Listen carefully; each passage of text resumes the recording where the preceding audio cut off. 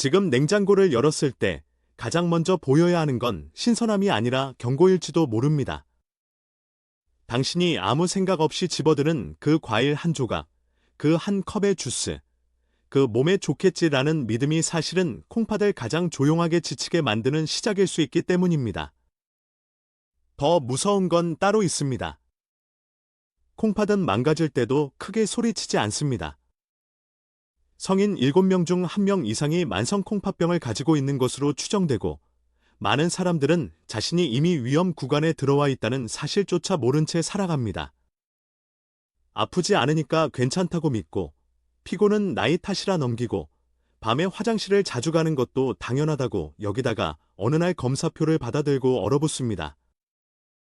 바로 이 순간부터 이야기가 달라져야 합니다. 혹시 이런 적 없으셨나요? 아침에 일어나면 얼굴이 조금 붓고, 양말 자국이 저녁이 되면 깊게 남고, 소변 거품이 유난히 오래 남아있고, 유난히 숨이 차거나 기운이 빨리 빠지는 느낌. 그런데도 요즘 좀 피곤해서 그래. 물을 많이 마셔서 그런가. 나이 들면 다 그렇지 하고 넘기셨다면 오늘 이야기는 남의 이야기가 아닙니다. 왜냐하면 콩팥이 보내는 신호는 원래 이렇게 평범한 얼굴을 하고 찾아오기 때문입니다. 너무 평범해서 놓치기 쉽고, 너무 조용해서 늦기 쉽습니다. 콩팥은 작습니다. 하지만 하는 일은 전혀 작지 않습니다. 각각 컴퓨터 마우스 정도 크기의 이 작은 장기가 몸의 혈액을 계속 걸러내고, 남는 수분과 노폐물을 처리하고, 혈압 조절에도 관여하고, 적혈구를 만드는 신호까지 보냅니다. 그러니까 콩팥이 흔들린다는 건 단순히 소변 문제가 아니라 몸의 기본 시스템 전체가 흔들리기 시작했다는 뜻입니다. 피곤함이 길어지고, 붓기가 생기고, 혈액 속 전해질 균형이 깨지고, 심장까지 영향을 받을 수 있습니다. 작은 장기가 아닙니다. 사실상 생존의 필터입니다. 그런데 여기서 많은 분이 가장 크게 오해하는 장면이 하나 나옵니다. 과일은 몸에 좋다, 맞습니다. 대체로 그렇습니다. 하지만 중요한 단어가 빠져 있습니다. 누구에게나, 언제나, 같은 방식으로 좋은 것은 아니라는 점입니다. 콩팥 기능이 떨어졌거나 혈액 속 칼륨 수치가 높아지는 경향이 있거나 특정 약을 복용 중이거나 밤마다 소변 때문에 잠을 깨는 사람에게는 과일의 종류와 양, 먹는 방식이 완전히 다른 문제가 됩니다. 누군가에게는 좋은 간식이, 다른 누군가에게는 몸이 감당하지 못하는 부담이 됩니다. 바로 이 차이를 모르면 건강식이 독이 됩니다. 왜 이런 일이 벌어질까요? 핵심은 칼륨입니다. 칼륨은 나쁜 물질이 아닙니다. 오히려 신경과 근육, 그리고 심장이 제대로 움직이기 위해 꼭 필요한 미네랄입니다. 문제는 콩팥이 약해졌을 때입니다. 건강한 콩팥은 남는 칼륨을 잘 조절하지만 기능이 떨어진 콩팥은 그 일을 예전처럼 해내지 못합니다. 그러면 혈액 속 칼륨이 올라가고 그 변화는 근육뿐 아니라 심장의 전기 신호에도 영향을 줄 수 있습니다. 그래서 어떤 사람에게는 바나나 반 개, 오렌지 주스 한 잔, 말린 과일 몇 조각이 그냥 간식이 아니라 위험 신호가 될 수 있습니다. 무서운 건 고칼륨 상태가 특별한 증상 없이 지나가기도 한다는 점입니다. 그래서 느낌이 아니라 검사로 확인해야 합니다. 그리고 오늘 꼭 풀어드릴 질문이 있습니다. 그렇다면 무엇을 완전히 끊어야 하고, 무엇은 비교적 안전하며, 무엇보다 어떻게 먹어야 콩팥을 덜 괴롭힐 수 있을까요? 답은 생각보다 단순하지만 실천은 생각보다 정교해야 합니다. 무조건 겁먹고 과일을 다 끊는 것도 답이 아니고, 자연식이니까 괜찮겠지 하며 계속 같은 습관을 유지하는 것도 답이 아닙니다. 정답은 내 콩팥 상태에 맞게 고르는 것입니다. 그리고 지금부터 그 기준을 아주 쉽게, 그러나 절대 가볍지 않게 말씀드리겠습니다. 먼저 가장 중요한 사실부터 짚겠습니다. 만성 콩팥병은 초기에 증상이 거의 없을 수 있습니다. 그래서 사람들은 괜찮다고 느끼는 동안 이미 꽤 많은 기능을 잃기도 합니다. 몸은 버팁니다. 너무 잘 버팁니다. 그래서 문제입니다. 증상이 없다고 안전한 것이 아니라 조용히 진행되고 있을 가능성이 있다는 뜻이기 때문입니다. 정기적인 혈액검사와 소변검사가 중요한 이유도 여기에 있습니다. 크레아티닌 수치, 추정 사구체여과율, 소변 단백이나 알부민, 그리고 칼륨 수치 같은 기본 정보가 없으면 어떤 과일이 나에게 괜찮은지조차 정확히 말할 수 없습니다. 느낌으로 먹는 시대는 끝나야 합니다. 그 다음, 몸이 보내는 신호를 읽어야 합니다. 소변에 거품이 자주 많이 보이고 오래 남는다면 단백뇨 가능성을 생각해야 합니다. 발목과 발, 종아리가 붓고 양말 자국이 선명하게 남는다면 몸이 남는 수분과 염분을 제대로 처리하지 못하고 있을 수 있습니다. 밤에 자꾸 소변 때문에 깨는 것도 단순히 잠이 얕아서가 아니라 콩팥의 농축 기능 변화와 연결될 수 있습니다. 늘 피곤하고 집중이 안 되고 숨이 차는 느낌 역시 콩팥 문제와 관련된 빈혈이나 노폐물 축적과 겹칠 수 있습니다. 중요한 건 이 증상들이 하나씩은 흔하다는 겁니다. 그래서 더 무섭습니다. 흔해서 지나치기 쉽기 때문입니다. 이제 냉장고 이야기로 돌아가 보겠습니다. 콩팥이 약한 사람에게 특히 주의가 필요한 대표적인 과일군은 고칼륨 과일과 농축된 과일 음료입니다. 대표적으로 바나나, 오렌지, 키위, 말린 과일, 오렌지 주스, 자몽 주스처럼 일회 분량 기준 칼륨이 높은 쪽에 들어가는 식품은 혈액 속 칼륨 관리가 필요한 사람에게 부담이 될 수 있습니다. 여기서 핵심은 건강식이라서 많이 먹어도 된다가 아니라 건강식일수록 내 상태에 맞게 먹어야 한다입니다. 특히 바나나는 많은 분이 기운 없을 때 바로 떠올리는 과일이지만 콩팥 기능이 떨어진 사람에게는 조심이 필요한 대표 항목입니다. 반 개만으로도 고칼륨 식품 범주에 들어갈 수 있기 때문입니다. 여기서 많은 분들이 놀라는 두 번째 함정이 나옵니다. 과일보다 더 위험해질 수 있는 것이 바로 주스입니다. 왜냐하면 주스는 씹는 과정을 없애고 섬유질을 줄이고 한 번에 훨씬 많은 양을 마시게 만들기 때문입니다. 한 개의 오렌지를 먹는 것과 큰 컵의 오렌지 주스를 마시는 것은 몸에 들어오는 속도와 농도가 완전히 다릅니다. 실제로 한 오렌지에는 약 240mg 정도의 칼륨이 들어있지만 8온수 정도의 오렌지 주스는 약 500mg 수준까지 올라갈 수 있다고 알려져 있습니다. 게다가 주스는 당 흡수도 더 빠릅니다. 결국 콩팥이 약한 사람에게는 건강하게 갈아 마신 한 잔이 오히려 더 집중된 부담이 될 수 있습니다. 생각해 보세요. 사과 한 개는 씹어야 합니다. 천천히 먹게 됩니다. 포만감이 옵니다. 그런데 주스는 어떨까요? 몇 개 분량의 과일이 순식간에 들어갑니다. 배는 덜 부른데 당과 칼륨은 빠르게 들어옵니다. 그러니 몸은 더 빨리 흔들립니다. 특히 혈당 관리가 필요한 사람, 밤에 소변 때문에 자주 깨는 사람, 이미 수분 제한 이야기를 들은 사람이라면 저녁 시간 과일 주스 습관은 생각보다 훨씬 큰 부담이 될 수 있습니다. 착한 얼굴을 한 폭주입니다. 그렇다면 반대로 비교적 선택하기 쉬운 쪽은 무엇일까요?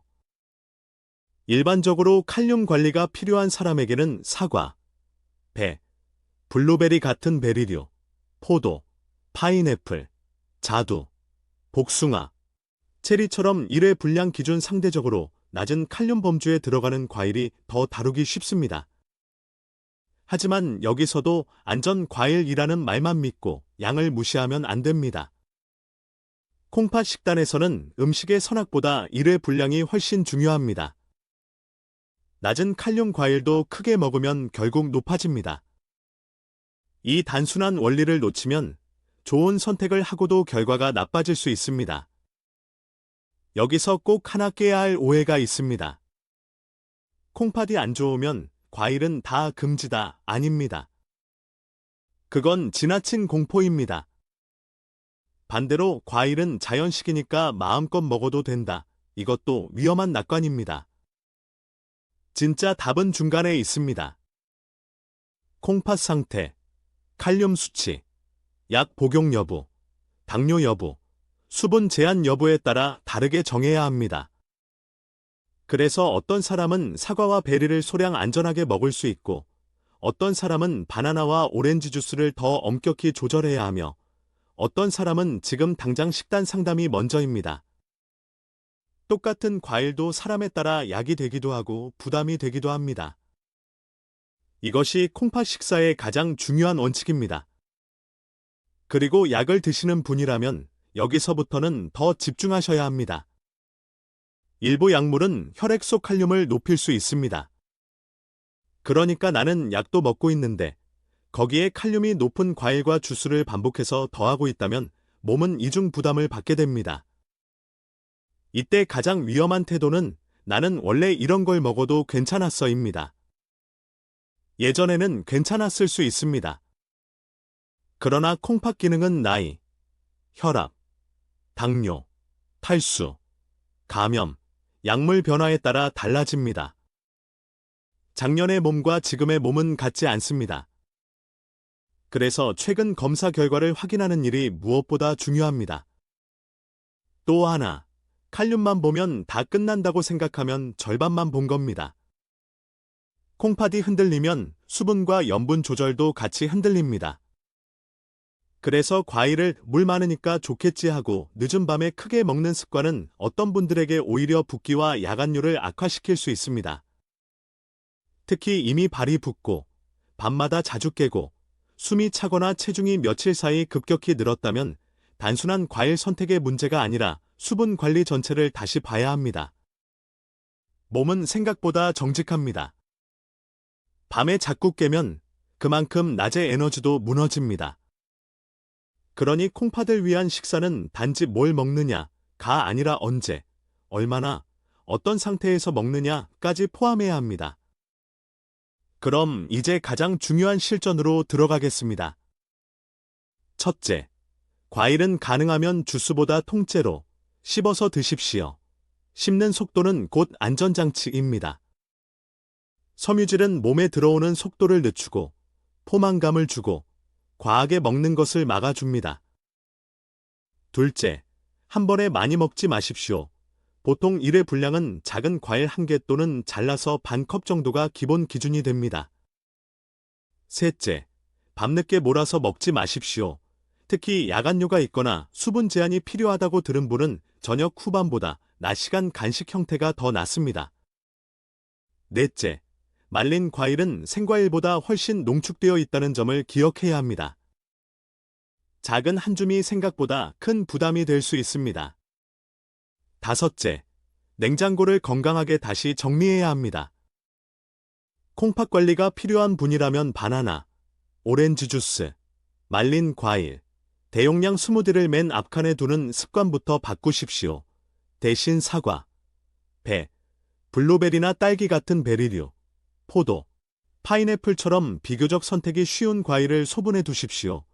중요한 건 의지가 아니라 환경입니다. 몸이 피곤한 저녁에는 가장 가까운 것을 집게 됩니다. 그러니 좋은 결정을 하려면 좋은 배치를 먼저 만들어야 합니다. 건강은 결심보다 구조가 이깁니다. 여섯째, 혈압이 높거나 당뇨가 있거나 이미 콩팥 수치 이야기를 들은 적이 있다면 과일 문제를 단순한 간식 문제로 보지 마십시오. 콩팥병의 가장 큰 원인 중 2가지는 당뇨와 고혈압입니다. 다시 말해, 과일 선택은 단지 콩팥 하나만의 문제가 아니라 혈당과 혈압, 그리고 심장까지 연결된 문제입니다. 달다고 다 나쁜 것도 아니고, 새콤하다고 다 안전한 것도 아닙니다. 그래서 더더욱 검사 결과를 기준으로 움직여야 합니다. 좋다고 들었다가 아니라 내 수치에 맞다가 기준이어야 합니다. 일곱째, 이런 증상이 있으면 미루지 마십시오. 소변 거품이 반복된다. 발이나 발목이 붓는다. 밤에 자주 깬다. 이유 없이 지친다. 입맛이 떨어진다. 숨이 찬다. 이런 변화가 이어지는데도 과일 종류만 바꾸며 버티는 건 위험합니다. 필요한 건 검색이 아니라 검사일 수 있습니다. 피검사와 소변검사는 생각보다 많은 것을 알려줍니다. 특히 칼륨 수치는 느낌으로 절대 알 수 없습니다. 아무 증상이 없어도 높을 수 있습니다. 그래서 아직 괜찮은 것 같다는 말은 안심이 아니라 공백일 수 있습니다. 여덟째, 전문가의 도움을 받는 것을 늦추지 마십시오. 콩팥 식단에는 모든 사람에게 똑같이 적용되는 만능표가 없습니다. 초기 단계에서는 제한이 적을 수 있고 진행될수록 조절이 더 필요할 수 있습니다. 어떤 사람은 칼륨보다 염분이 더 큰 문제이고 어떤 사람은 단백질 조절이 더 중요하며 어떤 사람은 체중 감소와 영양 부족이 더 위험합니다. 그래서 등록 영양사나 의료진과 함께 개인 식사 계획을 세우는 것이 가장 안전합니다.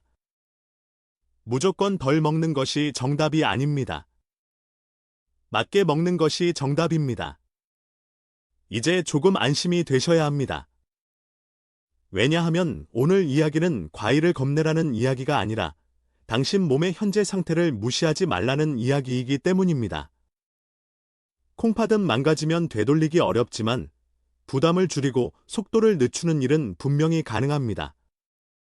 조용히 나빠지는 장기이기 때문에 조용한 습관 변화가 더 강력하게 작동합니다. 한 컵의 주스를 통과일로 바꾸는 것, 밤늦은 과일 습관을 낮 시간으로 옮기는 것, 바나나 대신 사과나 베리를 고르는 것, 검사 결과를 모른 채 먹던 습관을 멈추고 수치를 확인하는 것. 바로 이런 작은 전환이 1년 뒤, 5년 뒤의 몸을 바꿉니다. 혹시 지금 마음이 무겁다면 오히려 좋은 신호일 수 있습니다. 그만큼 오늘 내용이 당신의 현실과 맞닿아 있다는 뜻이니까요. 하지만 여기서 끝나면 불안만 남습니다. 그래서 마지막으로 아주 구체적으로 정리해드리겠습니다. 내일부터는 이렇게 하십시오. 냉장고에 주스가 있다면 가장 먼저 줄이십시오. 과일은 씹어먹고 한번 분량을 작게 정하십시오. 최근 혈액검사에서 칼륨과 콩팥 기능 수치를 확인하십시오. 결과를 모른다면 다음 진료 때 꼭 물어보십시오. 발이 붓거나 밤에 자주 깨거나 소변 거품이 반복되면 미루지 말고 검사를 받으십시오. 그리고 이미 약을 복용 중이라면 이 과일을 먹어도 되는지 늘 꼭 함께 확인하십시오. 이것이 불안을 통제감으로 바꾸는 첫걸음입니다. 당신 몸은 아직 포기하지 않았습니다. 소리 없이 버텨왔고 지금도 버티고 있습니다. 그래서 더 늦기 전에 알아차려야 합니다. 콩팥은 조용하지만 무기력한 장기가 아닙니다. 당신이 부담을 줄여주면 남은 기능을 지키기 위해 끝까지 일합니다. 오늘의 핵심은 단 하나입니다. 건강식은 이름으로 결정되지 않습니다. 내 몸이 지금 감당할 수 있는 방식으로 먹을 때만 진짜 건강식이 됩니다. 이 영상의 정보는 교육과 정보 제공을 위한 목적이며 개인의 진단이나 치료를 대신하지 않습니다. 이 내용을 활용하는 과정에서 발생할 수 있는 손상이나 부정적인 결과에 대해서는 책임지지 않으며 응급 상황이 있거나 건강에 대한 우려가 있다면 반드시 자격을 갖춘 의료진과 즉시 상담하시기 바랍니다. 오늘 내용이 여러분께 실제로 도움이 되었다면 구독과 알림 설정으로 함께해 주세요. 몸이 보내는 조용한 신호를 놓치지 않도록 앞으로도 꼭 알아야 할 건강 정보를 더 쉽고 더 정확하게 전해드리겠습니다. 다음 영상에서 또 뵙겠습니다.